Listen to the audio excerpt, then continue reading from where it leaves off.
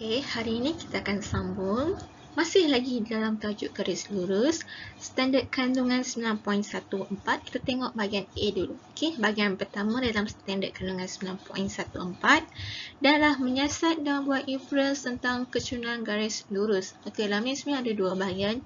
Jadi untuk hari ini kita tengok dulu bahagian yang pertama. Nanti bahagian kedua kita tengok hari yang lain. Okey.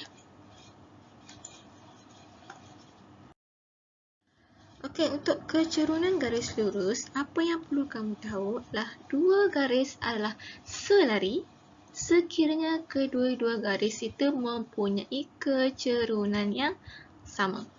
Okey, ingat lagi kan cara nak cari kecurangan? Pada awal bab ni kita dah belajar macam mana nak cari kecurangan. Jadi dua garis adalah selari kalau kecurangan dia adalah sama.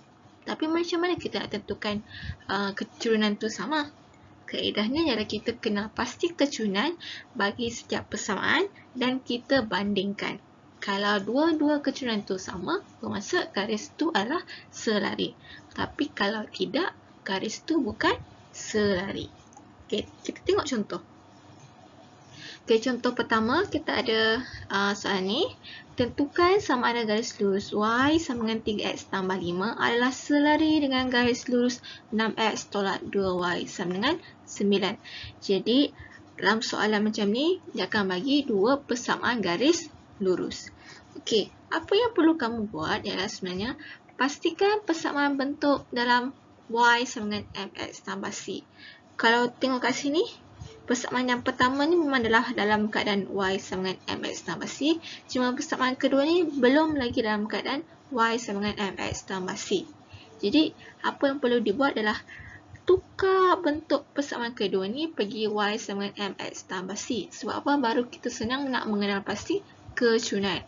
Okey, cuba ingat balik yang kita dah belajar awal dulu. Kalau dalam bentuk Y sama dengan MX tambah C, mana satu kamu punya kecurangan? Okey, kecurangan adalah di M. Sebab itu kita nak tukar dalam bentuk Y sama dengan MX tambah C. Okey, kita tengok cara penyelesaian dia.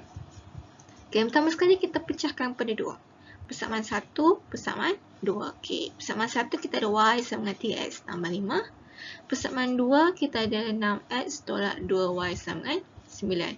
Okey, daripada persamaan 1 ni, dia dah dalam Y sama dengan MX tambah C.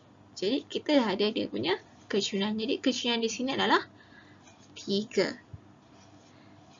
Okey, untuk persamaan kedua, disebabkan dia belum lagi dalam bentuk Y sama dengan MX tambah C, jadi kita perlu tukar dulu bentuk dia. Okey, macam ni, cikgu bawa X ni pergi belakang. Jadi, kita ada negatif 2Y sama dengan negatif 6X tolak 9.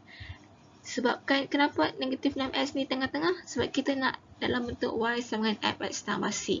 Mana X tu mesti berada di hadapan. Okey, lepas sama dengan ni mesti ada X. Jangan letak negatif 9 di depan. Nanti bentuk dia tak sama. Nanti susah je kamu nak cari. Okey, kemudian apa yang kita kena buat? Nak jadikan Y sama dengan MX tambah C. Okey, ingat Y ni depan dia tidak ada apa-apa nombor. Jadi, di sini ada negatif 2. Jadi, apa yang perlu dilakukan? Kita bahagikan dia dengan diri dia sendiri. Okey. Tengok sini. Negatif 2Y kita bahagi dengan negatif 2. Bila depan ni bahagi dengan negatif 2, yang belakang pun kena ikut sama. Okey. Kemudian kita pemurahkan macam biasa. Kita akan dapatlah Y sama dengan 3X tambah 9 per 2. Okey, bila tengok bentuk ini, dia dah sama dengan Y sama dengan MX tambah C. Jadi dekat sini, apalah kita punya M? Ya, M kita adalah sama dengan 3. Jadi kat sini, macam mana? Apalah kesimpulannya? Okey, kesimpulannya adalah dua garis ini adalah selari. Kenapa? Sebab nilai M kedua-dua persamaan adalah sama. Kita tengok ni, persamaan 1 M dia adalah 3. Persamaan 2 M dia pun adalah 3. Okey, next kita tengok contoh 2. Okey, sama juga dengan yang pertama tadi. Cuma kat sini tengok, okey, persamaan dia beri adalah Y sama dengan 3X tambah 8. Dan persamaan kedua adalah 6Y sama dengan 3X tolak 9.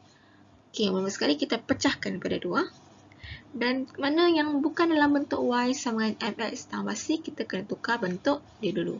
Okey, persamaan yang pertama ni dalam sedia Y sama dengan MX tambah C. Jadi, kat sini kamu boleh terus kenal pasti apa dia punya kecunan. Kecunan dia adalah 3. Dan untuk persamaan kedua ni, kita perlu tukar dia bentuk Y sama dengan MX tambah C. Kalau tengok rupa dia dah hampir, cuma dia ada 6 di depan. Kita nak buang 6 ni, kita kena bahagikan dengan 6. Okey, sebab sini 6. Jadi kita bahagi dengan 6, jadi semua di belakang kena bahagi dengan 6. Jadi bila kita bahagi dengan 6, kita akan dapat Y sama dengan X per 2 tolak 3 per 2. Dan kita akan dapat M sama dengan 1 per 2. Cikgu mendatang 1 ni, sedangkan di sini adalah X. Ingat ya, kalau X ni di depan dia tiada nombor dia adalah nombor 1. Sebab tu 1 per 2. Jangan tiba-tiba atas ni kosong, tiba-tiba per 2. Mana ada nombor begitu. Okey, jadi simpan dia 1 per 2. Okey, kat sini apa yang kita boleh buat kesimpulan adalah dua garis ini tidak selari. Kenapa? Sebab dua-dua nilai M ini adalah tidak sama. Okey, jelaskan dengan contoh ni. Okey, selamat membuat latihan.